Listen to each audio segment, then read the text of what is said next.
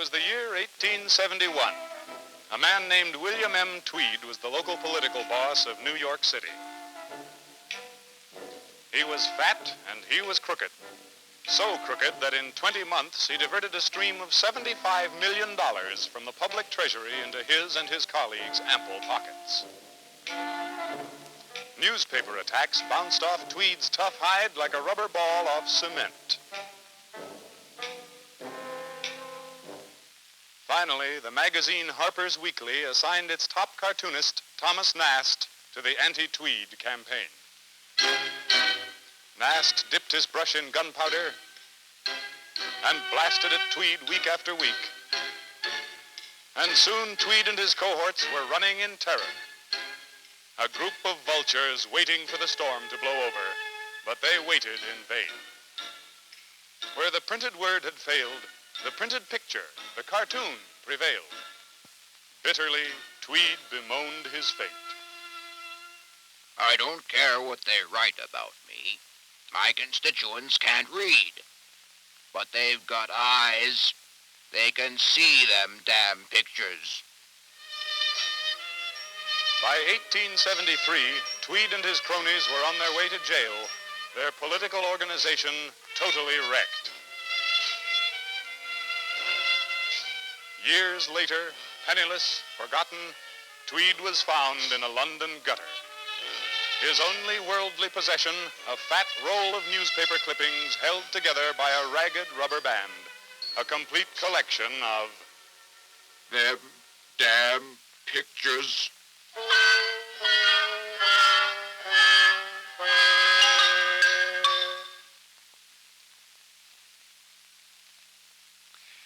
The question, of course, is why did Thomas Nast's cartoons succeed where the printed word failed?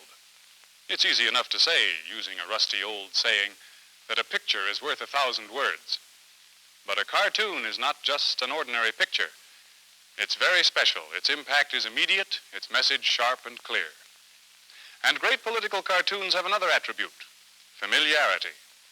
The theme is tied to the very stuff of life, the needs, the anger, the successes, joys, and sorrows of the people. Where and when did political cartooning begin? Most probably the idea stems from the age-old custom of lampooning the high and the mighty. The caricaturist always had an appreciative audience and was permitted to practice his art so long as he practiced it on subjects far from home. The King of England was always fair game to an American. George III of England, an American view during the War of 1812. Napoleon of France, as seen through German eyes. Tit for tat, the German emperor through French eyes. Caricature tickled the funny bone. People loved to see the great and pompous lampooned. An Englishman draws Louis XV of France as the king of misery and tyranny. But just making fun of the other fellow's king was rather pointless and certainly required little in the way of courage. It took a man of extraordinary boldness, an angry, resolute man of genius, Goya, the great Spanish artist, to defy the established order and depict the disasters of war.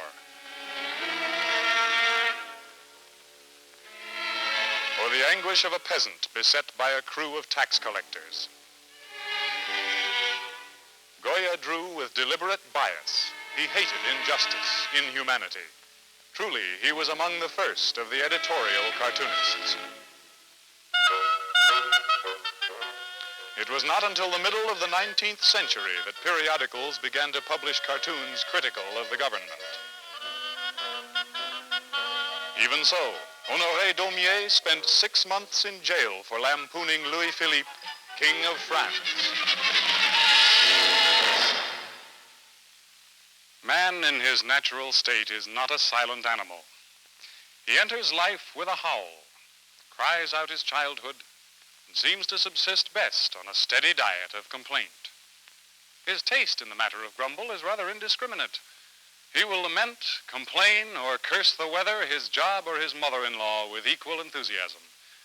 But his supreme affliction seems to be his political existence. For centuries, this natural outlet for dissent was unnaturally denied by one form of despotism or another. But in the late 18th century, a new country was founded upon a bright new idea. Man's right to dissent was inalienable, his God-given privilege. This was the United States of America. Benjamin Franklin, patriot, philosopher, and printer, synthesized the struggle for survival of the new colonies with a cartoon. Join or die.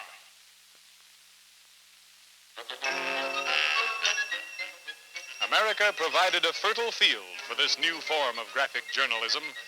Inbred was the love of freedom to speak, write, or draw with conviction. What these early cartoons lacked in craftsmanship, they made up in pungency, satire, and vigor. No one was too exalted to escape their sting. Not even Thomas Jefferson.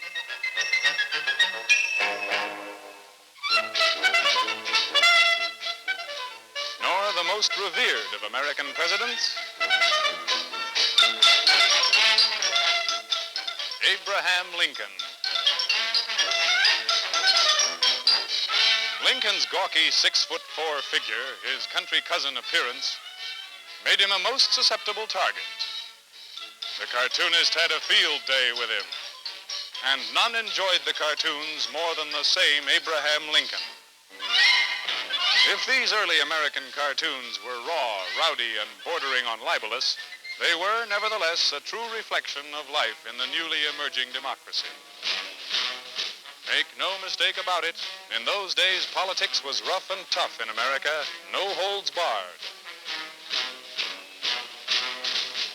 Men didn't just join a political party, they married into it, promising to love, honor, and cherish its candidates forevermore.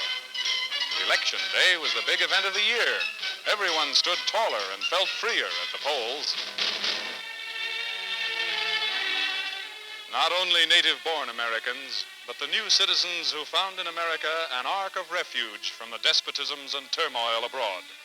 The Irish, the Russians, Italians, Dutch, Germans, Czechs, the Orientals.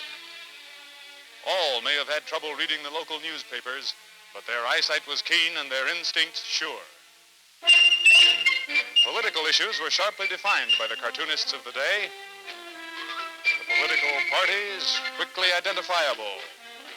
The elephant, symbol of the Republican Party. The donkey, the Democratic Party. The big business moguls were always the fat fellows with a diamond stick pin. England was John Bull. Russia was the bear. France was Mariana. And the United States was Uncle Sam. While the average citizen, inevitably perplexed, was John Q. Public. The late 1890s and the turn of the century saw the emergence of the modern political cartoon. New high-speed printing presses brought daily newspapers into almost every community. With the newspaper, almost invariably, came the political cartoon to illustrate and dramatize the editorial policy of the paper. As never before, cartoons reflected the heartbeat of the people. They went far beyond the narrow range of political partisanship, and the value of the cartoon came to be better understood. It was a tool, a weapon of free thought in an open society. What goes through the cartoonist's mind when he sits down at the drawing board and sharpens his lance?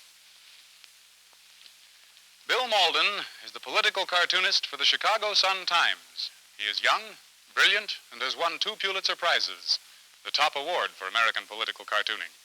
In a recent interview, Mr. Mauldin spoke of cartooning as a destructive art. Bill, do you still hold that opinion? Yes, I do, except maybe I'd better explain it a little bit.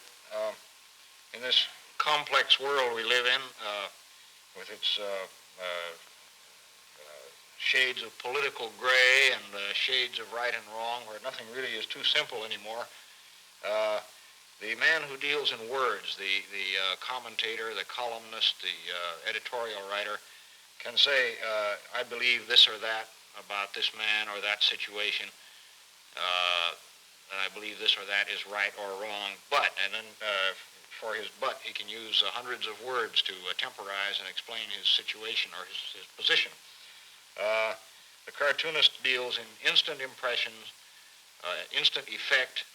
A cartoon which takes more than 2 or 3 seconds for a reader to grasp is not really a very effective cartoon. So the cartoonist, in dealing with simplicity, has to remember that he's boiling a great many impressions down into a very short time. Let's take this man I've been working on here. He's a politician who could be a senator, a congressman. He could be almost anything. And let's see how we go about making him look good. We will put eyes on him looking up toward heaven. We've already drawn his hands in an attitude of prayer. We're going to put a very pious expression on his face. Now remember, this is a man we're trying to make look good. We'll put wings on him.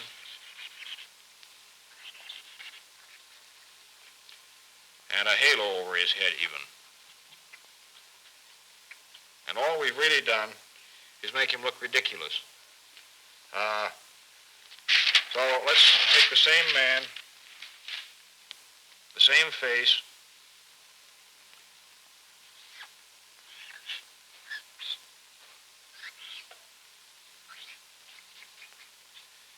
and see what we can do about making him look bad.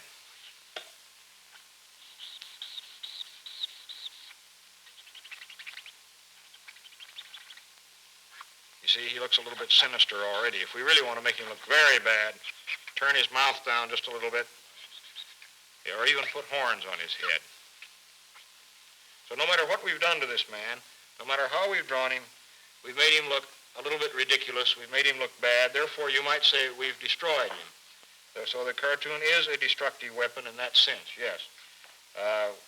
It behooves the cartoonist then to pick his subjects, to pick his victims, one might say, to pick his opinions very carefully, to decide to the best of his conscience that he's right, that he knows what he's doing, and then to go ahead and draw. And in that way, I think if he uses it in good conscience, his destructive cartoon could, in the final analysis, be called a constructive one. Bill Mauldin, our very sincere thanks. Irreverence, seasoned with wit, is the hallmark of the really great political cartoonist. And it is humor rooted in common experience, familiarity. When the Metropolitan Museum in New York City placed Rembrandt's Aristotle contemplating the bust of Homer on display, it caught the public's fancy and the cartoonists as well.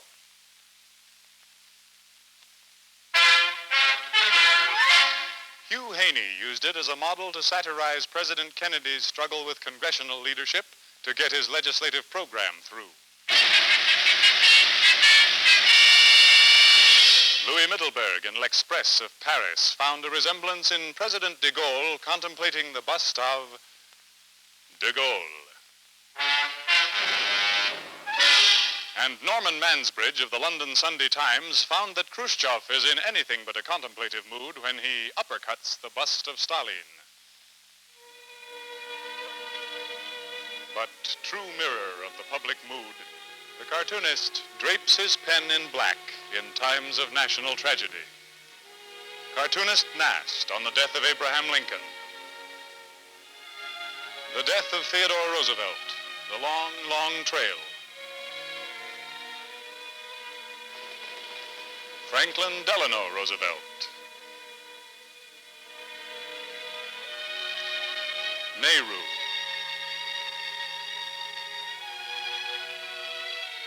Dag Hammarskjöld. General Douglas MacArthur.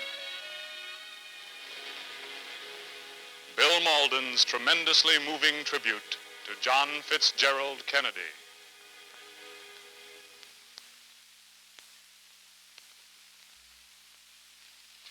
In an open society, where ideas and points of view can be freely tossed into the pot, generously mixed, properly seasoned, the political cartoon takes on an even greater force as an opinion molder. Where freedom of expression reigns, the cartoonist can simplify an issue down to bare bone and expose it to public view. Issues at once deep and complex, entangled and remote, are brought within the understanding of all the people. The American experience in foreign affairs provides dramatic proof.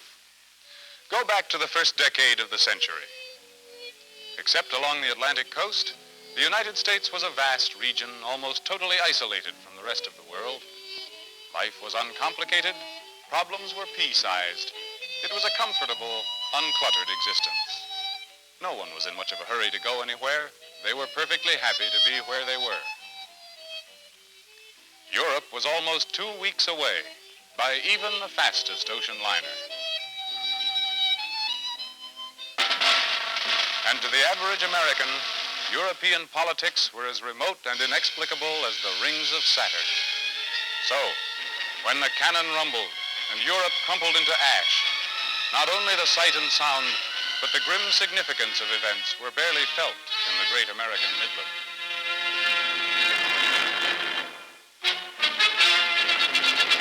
It took the incisive pen of the cartoonist to bring the message home.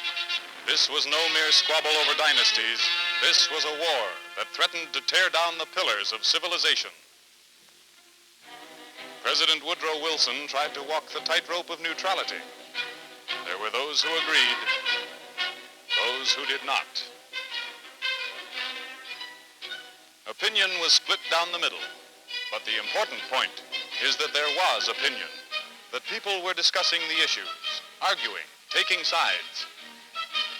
And one of the most powerful instruments shaping opinion was the political cartoon. Foreign affairs, once the exclusive preserve of the diplomats, now became public property. When finally America entered the war, the will to win was total.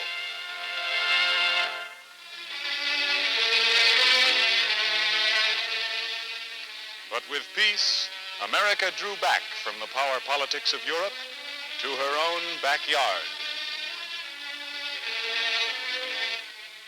During the 20s and early 30s, newspaper headlines again told of the massing storm clouds abroad. Editorials were written, but the public's interest was concentrated on the problems at home.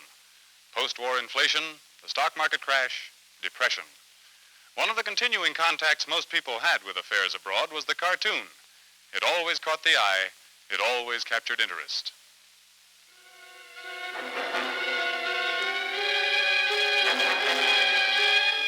Then it was September 1939.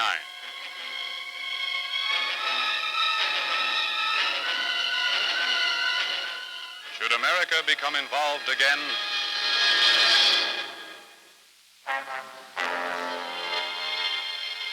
Clarence Batchelor drew war as a prostitute, seducing the youth of Europe. Come on in. I'll treat you right. I used to know your daddy. The cartoonist depicted the inevitable. There could be no turning aside. Once again, the American people found themselves caught by the momentum of history. The post-war world, teetering on the brink of nuclear catastrophe, challenged the skill and adroitness of the cartoonist as no period before.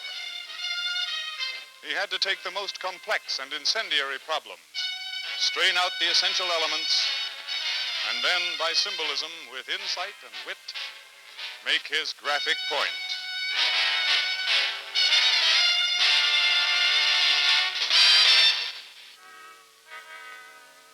In a world being split in two, with only the United Nations to span the gap, the pen of the cartoonist echoed the conscience of the free world, its hopes and fears. In this battle for men's minds, the cartoonist refused to be a mere observer. This was his fight. When the communists adopted the dove of peace, Fitzpatrick of the St. Louis Post-Dispatch perched it on a tank in Korea. When the Soviets lofted the first cosmonaut into space, Lang of the Daily Oklahoman gave the reaction of a typical Moscow citizen. Gee, a whole room to himself.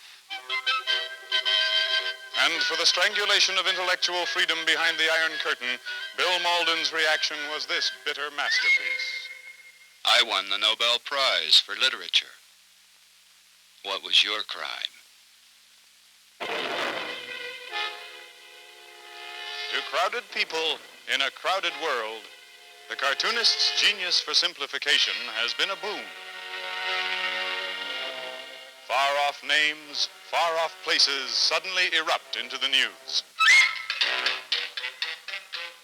The magic of the cartoon is instant identification. World leaders rarely have to be named. Their features take on a kind of homespun familiarity.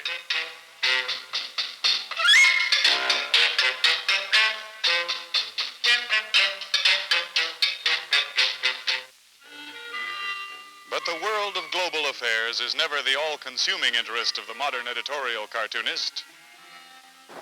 There's plenty to do at home. In the great tradition of Thomas Nast, the cartoonist fumes at the back-turned palm of corruption. And like the rest of us, he has his pet peeves. Government spending, the rising cost of living, the burden of taxation. He is horrified by the ever-mounting death toll on the highways. He is thrilled by the space adventure and proud of the open-door policy that shares this adventure with the world.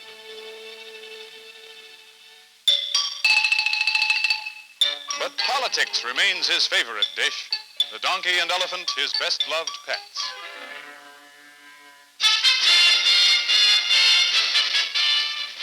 Every 4 years, his pen relishes the tonic of democracy's greatest performance, the presidential election.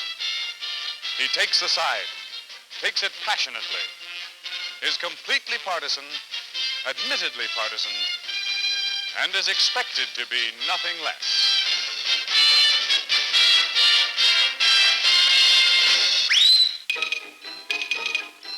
But once the returns are in, a back-to-business cartoon, and down to the issues that seem always to be on the agenda.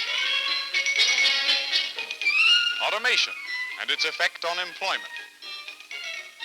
Has labor too much power? Some say yes, some say no. Should more federal aid go into education? Or less? Will government support for the farmers lead to federal control of the farm? In other words, instead of being just an artistic hack, drumming away at the same theme day after day, following official dictum, the cartoonist in a free society talks as the people talk. He puts into his pictures what the public has on its mind. As the cartoonist, with his sharp, discerning eye, looks around him, he sees a nation with a buoyant economy, a steady growth, security. Yet this is not the best of all possible worlds. There are problems, deep-flowing and not too pretty. There is the looming problem of civil rights. Most people agree that no one should be denied full and unconditional equality. The issue that divides is how and when.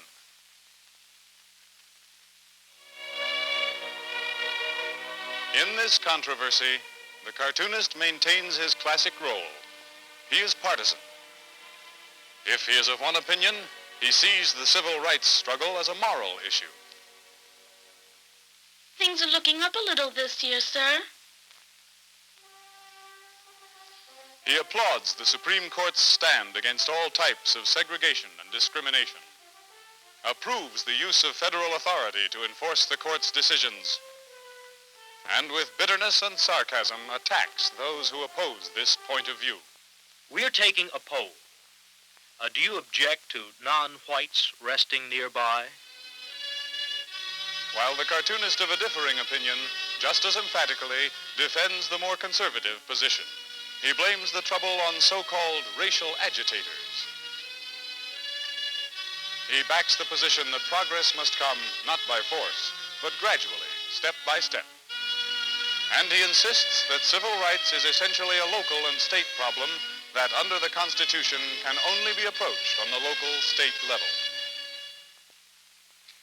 The insistent debate continues. There are no sure answers, no quick resolutions, no easy compromises. The civil rights issue will not be solved tomorrow. Yet now, in the time ahead, as always in the time past, the cartoonist will make his particular contribution. His work will change few opinions. What it will do, and do most effectively, is to make people think. There are those who say that political cartooning in America sometimes gets out of hand. Partisanship becomes so deep-set that issues are deliberately distorted, men and reputations libeled. And no question, this sometimes happens. Should there be some type of restraint? For almost 8 years, one man withstood the slings and barbs of outrageous cartooning, yet somehow not only survived, but flourished. It will be interesting, I'm sure, to get his opinion. He no longer resides at the White House in Washington, D.C., but at the Truman Library in Independence, Missouri, now the official residence of the former President of the United States, the Honorable Harry S. Truman. Mr. President, in your opinion, should any legal restraint be placed on the political cartoonist? No, I do not think the cartoonists should be interfered with. I think they ought to be allowed to have a free hand to go ahead with everything that they want to do, for the simple reason that they make a contribution to freedom of speech that no other organization can make. That's particularly true of these political cartoonists. They've made many a cartoon that would express more than a whole editorial page in one of these great American dailies, and people generally are too lazy to read the editorial page. One cartoon will cover that whole editorial page and a lot of news pages in the paper. And the people who are too lazy to read the paper, too lazy to read the editorials, will look at a cartoon and analyze it. And it does no harm, except to the fellow in their cartooning. Sometimes they go pretty strong on various things. They've attacked me shamelessly on a lot of occasion. It's the privilege of the cartoonists to criticize, and they do criticize. And it's a good thing for the public opinion of the country that they can do that, for the simple reason that nobody ought to be above criticism, from the President of the United States to the policeman in the block. It's a good thing that that can take place in this country of ours. It's one of the finest things that ever came about so far as freedom of approach and freedom of speech is concerned. We've always had political cartoonists with us, and they're bringing forth our follies and mistakes for public consumption has had a powerful influence on public opinion. I hope we'll always have them with us, and I think we always will. Thank you, Mr. President. By nature, the editorial cartoonist is a strange mixture. A gadfly, a gnat, a jester, a skeptic, a champion of causes. He has a way of getting under the skin, irritating, annoying. He is irreverent, irrepressible, and opinionated. But he is bedrock, an irreplaceable element of the one freedom on which all others are sustained. The freedom to speak out so that all may know.